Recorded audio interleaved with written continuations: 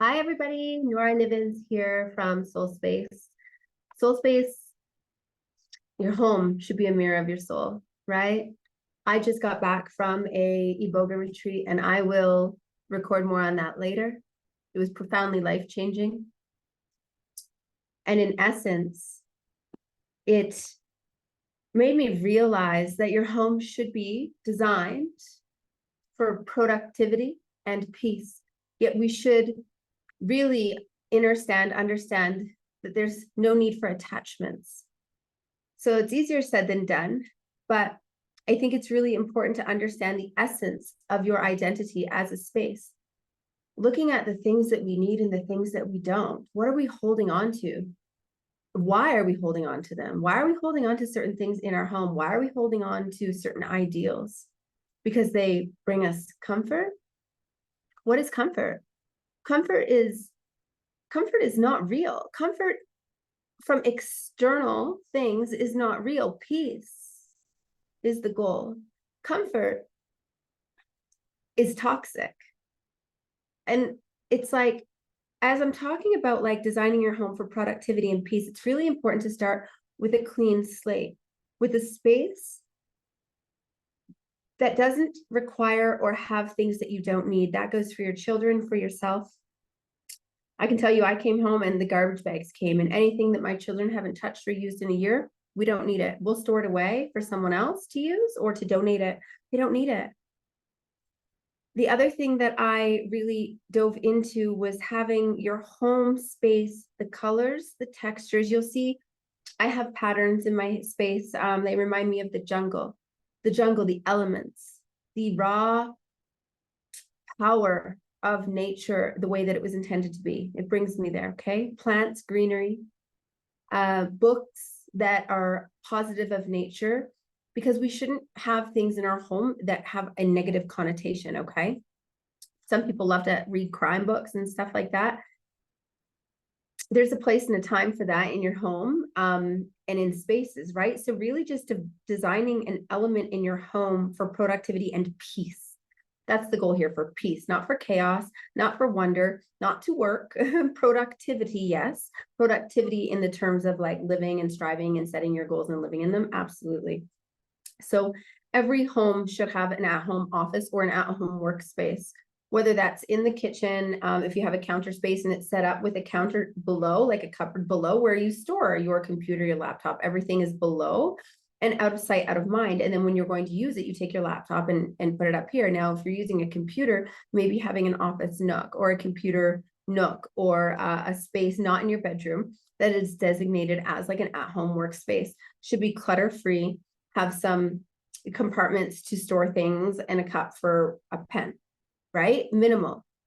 If you have an array of things that you need for work, then having a bookshelf, designing one, having it covered so that it's not seen. Now, if you like to have it seen, you like to have it open, like I have an open shelf here, really using the colors of things, the sizes of things, and being able to arrange them in a way that looks clean and organized, right? Sorry about that. So in terms of like stay-at-home moms, does every room have to look like a playroom? I have 6 kids. They have 1 playroom.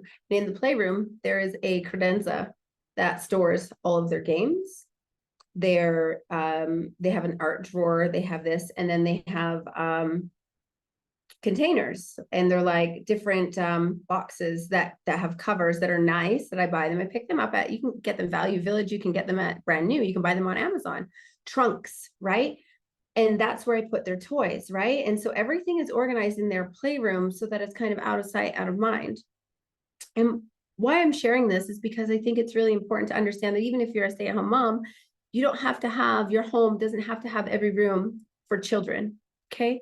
Not every room. You should have, your living room can be a place, if that's where you gather, then maybe you have a shelf there that has their toys packed away in there, or a basket in the corner, and then like a blanket, a ladder, and you can hang the blanket over. There's so many different ways, just simple ways, right? That you can have your home designed for productivity and peace, right? The colors. Do you like neutral colors with a pop of bright color? Do you love bright colors and that's productive and peaceful for you?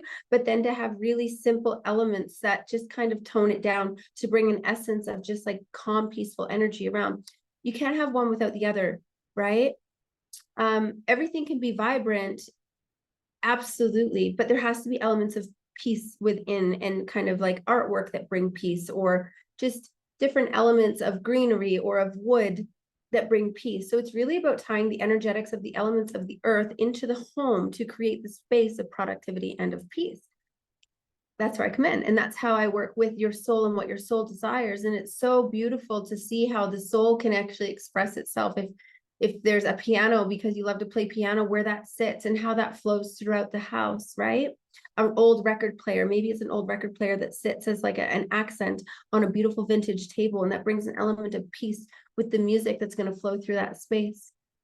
Everything is intentional in a home. Every room, every wall, every corner.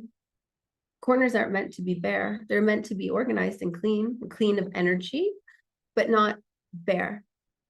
And so really having big potted plants, or maybe it's a nice statue, or a stool, right? And maybe a corner light. There's so many different ideas that we can use to bring a sense of peace and productivity to your space. And getting overwhelmed is natural, but we can work through that easily, right? So just setting your goals, and the first step to it is really going to be decluttering. It's spring now coming up, and my challenge to you, if you're watching this, is to declutter your space. Get rid of anything that doesn't serve your heart, your soul, your future, your productivity, and it just brings you a feeling of like ugh or chaos. Let's get rid of it. Step one, and then we can talk about the rest later. Have a good day.